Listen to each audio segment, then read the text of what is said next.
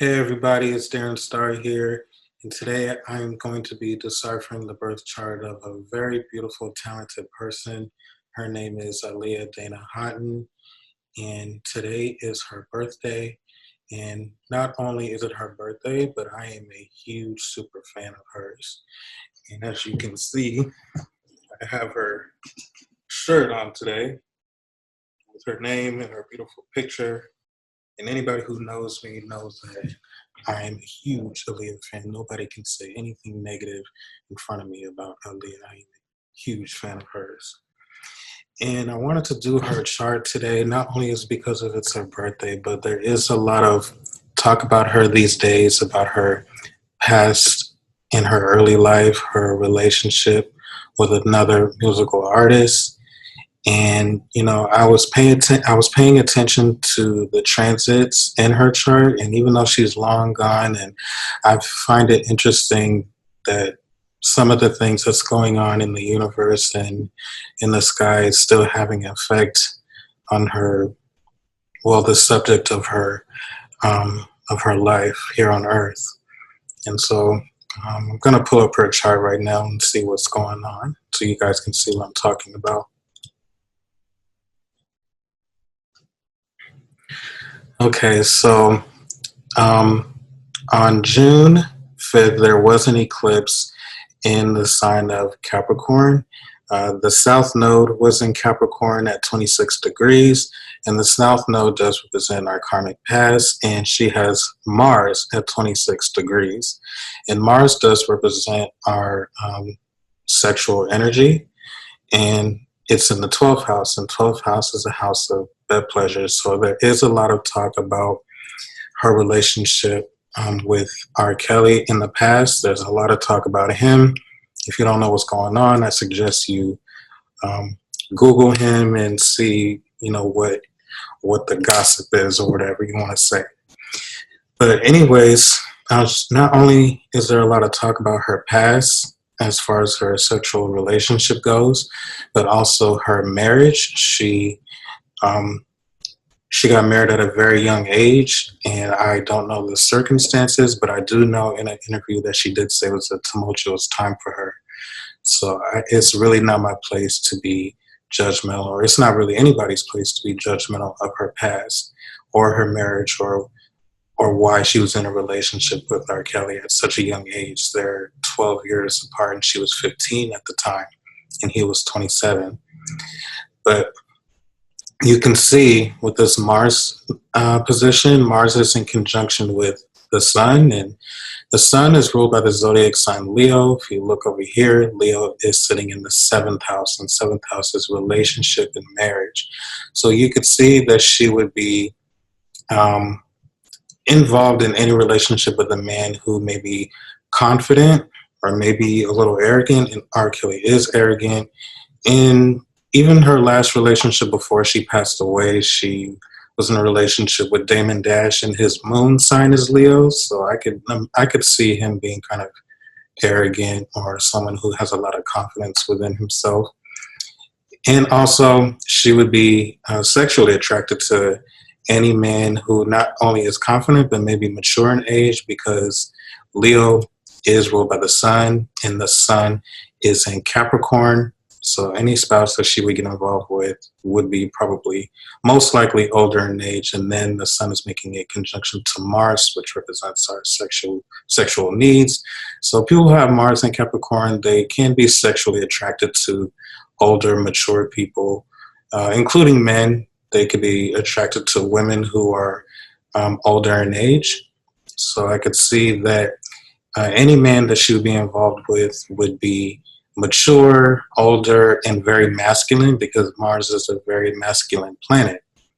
Are in the 12th house, and 12th house is a house of isolation and privacy. So Aaliyah was very private about her sexual life and her relationships.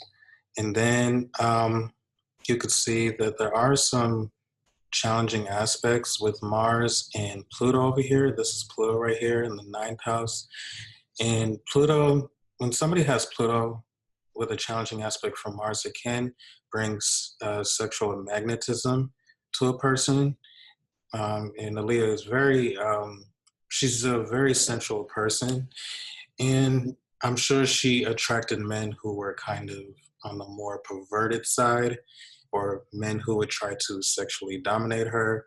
And I don't know the details of her and R. Kelly. I purposely try not to know, but sometimes I can't help what I see when it comes to real life and interviews and looking at her chart. I could see that there may have been some kind of unusual situation regarding her relationship with him.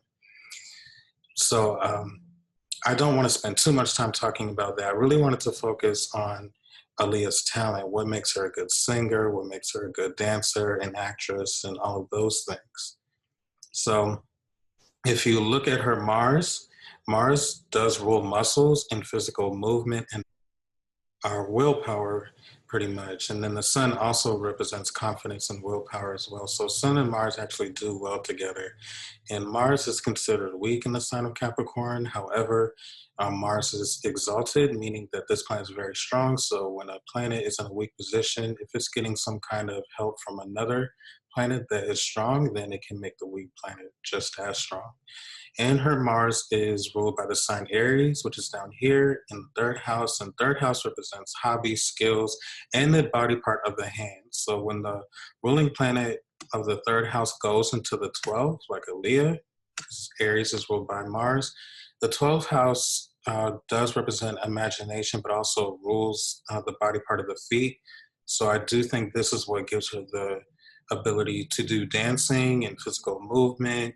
And Mars is exalted there, so, and it's in the sign of Capricorn, so she would be very disciplined and very focused when it comes to her technique and her dancing abilities. And then she has trine aspects from Saturn, which can make her even more so very diligent and very focused and very just being very persevering and being unstoppable when it comes to her energy and her physique and stuff like that.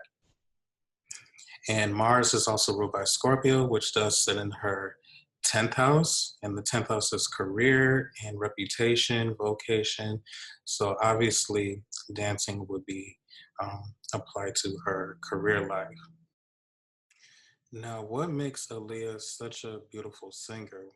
Like, what gives her the ability to have such a beautiful angelic voice? So this may be a little complicated, so you may want to pay attention here.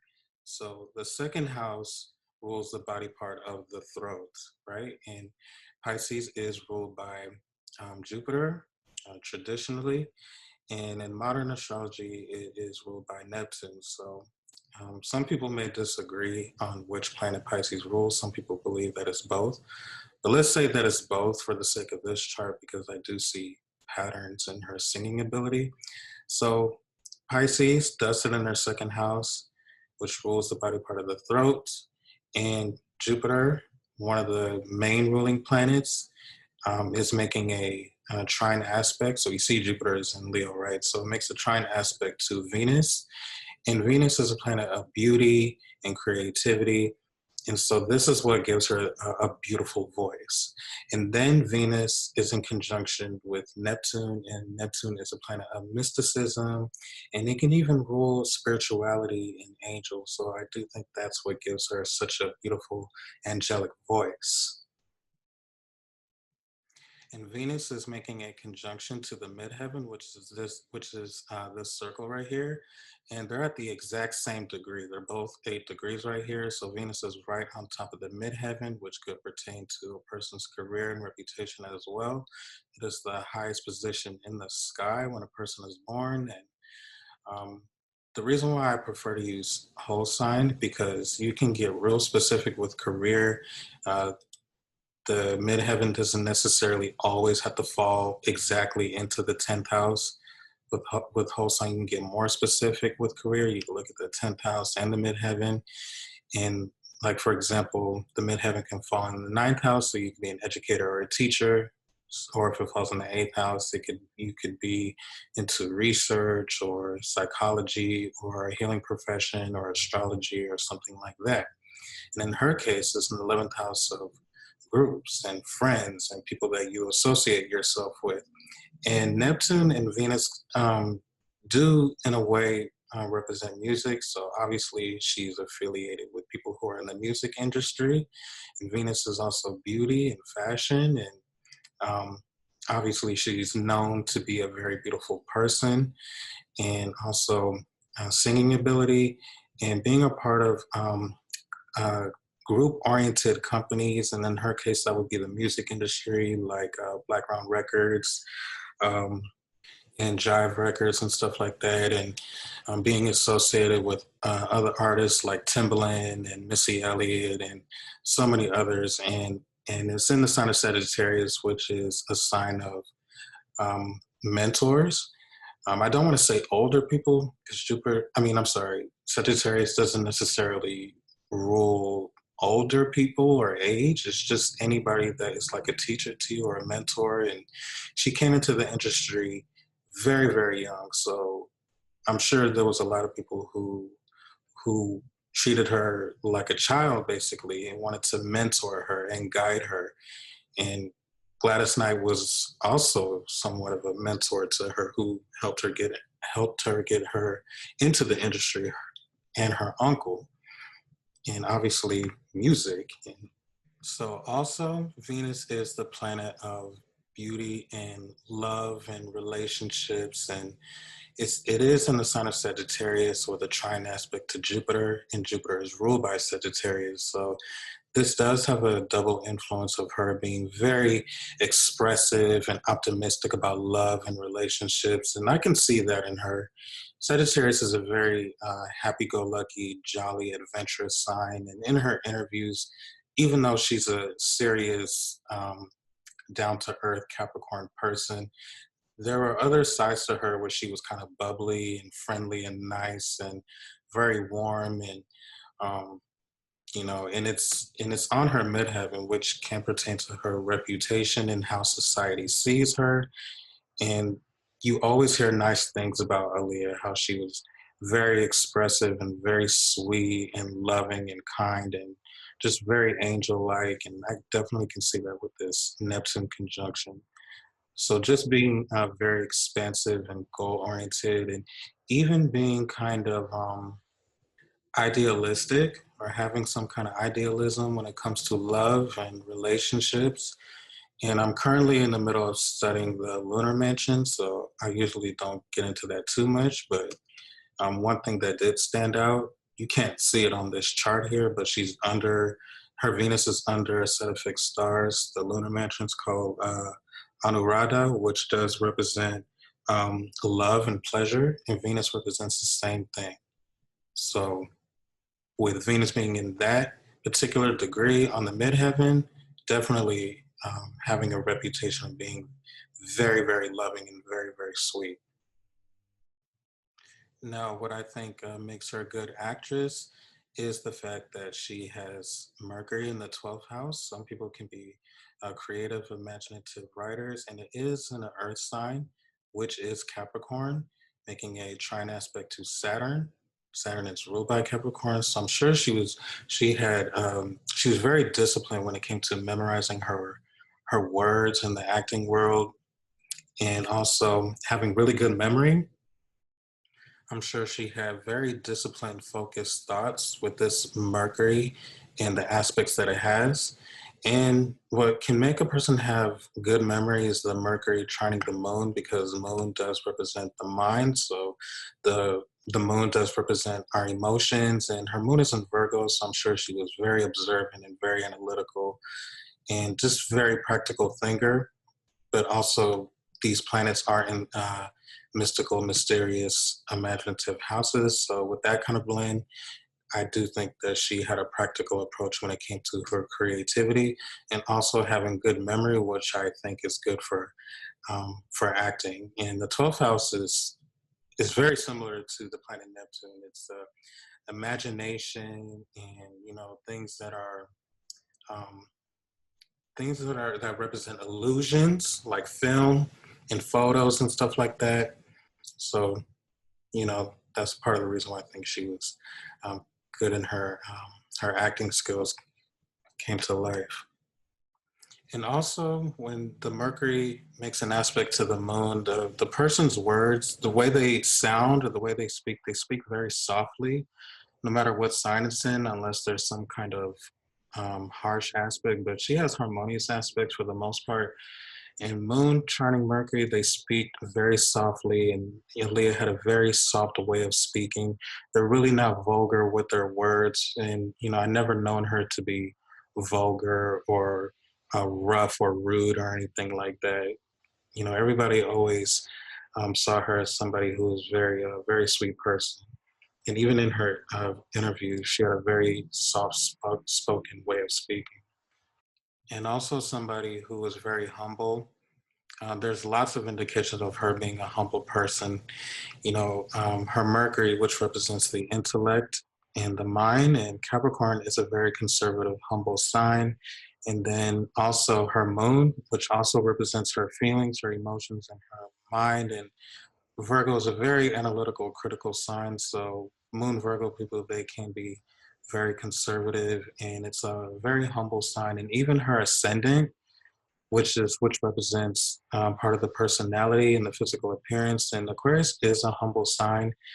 It's very individualistic and independent and kind of aloof and detached and doesn't necessarily want attention like the opposite sign, like Leo would. Leo's very confident, and Aquarius is more aloof and detached, and it's more group oriented and thinking about the other person rather than themselves.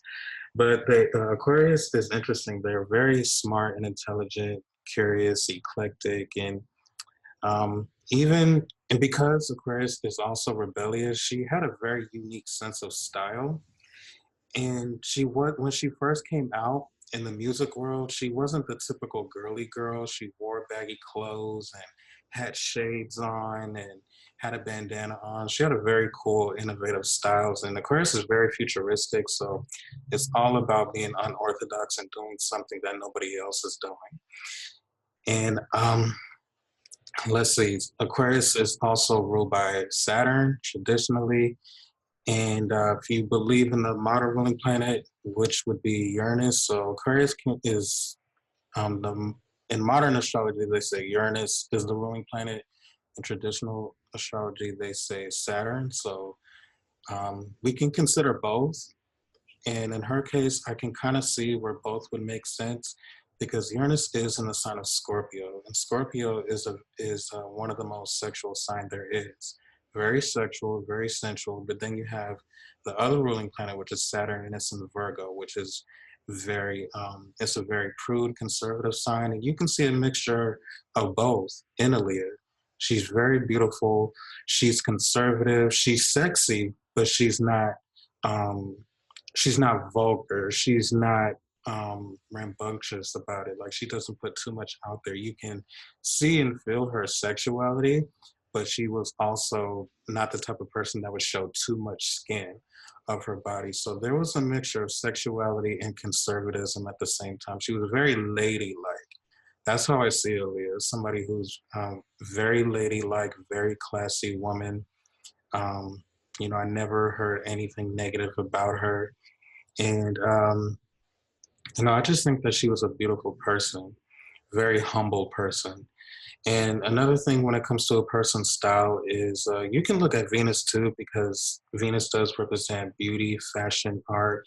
And it's in Sagittarius, and Sagittarius can rule foreign things or long distance travel. And her sense of style was so it's kind of like she liked to dress in like foreign clothes, like she had an Egyptian look to her, and she did have an interest in ancient Egypt, I believe.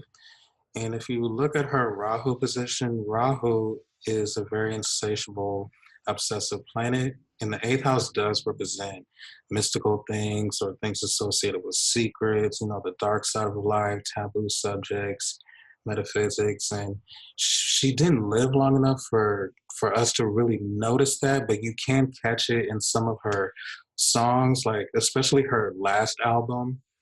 Some of her songs were a little bit more darker, and the eighth house is also a house of intimacy. intimacy and sex. So probably, being more explorative with her sexuality, but also conservative about it too, because she has Saturn there. And also with her Rahu being in the eighth house, I could see her having an interest into mystical subjects. And, like ancient Egypt, I could see, I see some of that in her personality, in her interviews, where she had an interest in that. And even in the movie Queen of the Dam, it's been so many years since I watched that movie, but she did play a bad guy in that movie. She played a very, very dark role. She was a vampire and she was the queen. And she had this dark makeup on and sharp teeth. And you can kind of see a little bit of the results of Rahu in the eighth house in that movie. She played a very interesting dark role. And then and also her videos. One video that stands out to me is that song "We Need a Resolution." She had very dark eye makeup on and red lipstick and the sexy black lingerie. And then there was other scenes where she had snakes crawling all over her, and she kind of had dirt on her, but still beautiful at the same time. And it was very sensual, very sexy video right there. And to me, that video screams the eighth house, because when I think of the eighth house, I think of reptiles, and because the eighth house is correspondent to the zodiac sign Scorpio.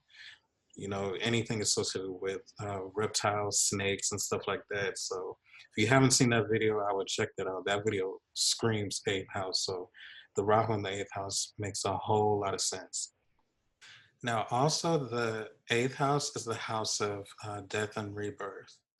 Now, I kind of contemplated whether or not I should talk about this because, people may get the wrong idea and I don't want to say the wrong thing. And, I don't want people taking the information that I give and people taking it and running with it. And I don't want to freak people out. People have the similar aspects when it comes to the eighth house, but I can't help what I see. So I am going to point it out. She has Saturn in the eighth house, and people think that Saturn can delay death. Not necessarily, not always. It depends on the condition of Saturn. You have to pay attention to every little detail of the person's chart. You can't just state an opinion based on one small thing.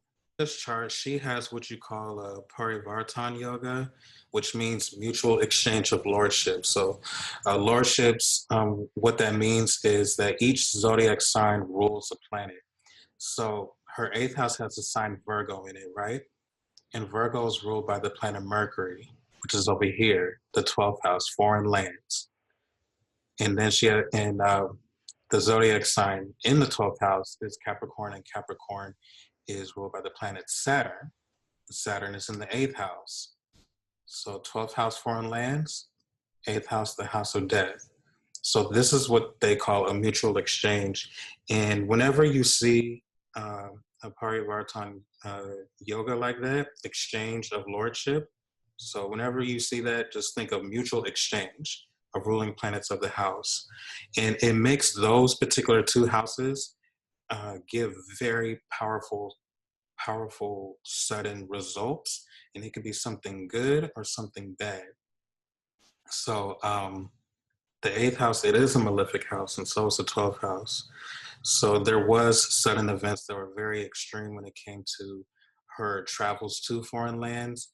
And people who don't know the specifics of how she died, after she made a music video in the Bahamas, she got on the plane and the plane crashed. And so you can see patterns of her passing away in a very drastic, scary way. And Mercury, because it's ruled by Virgo, the eighth house, Mercury's in the 12th house. So you can see patterns of death in foreign lands. And at the same time, not only is there a mutual aspect with the yogas, but there is a challenging square aspect, which is these red lines here with Pluto. And Pluto is the planet of death and transformation. And it's in the ninth house. And ninth house is foreign lands, foreign travels. So when I seen that, it really struck a nerve in me when I seen this. It's just a lot of indication with death and foreign travels. And then Mercury's in conjunction with with a hot, fiery planet, which is Mars and the sun. And, I just hated seeing that. That's the only thing about her chart that is so troubling. Other than that, very beautiful person here. So it's really, really sad and tragic that she didn't get to live long enough for us to see more of her skills and her talent. She has so much ahead of her. So I'm going to stop the share screen now.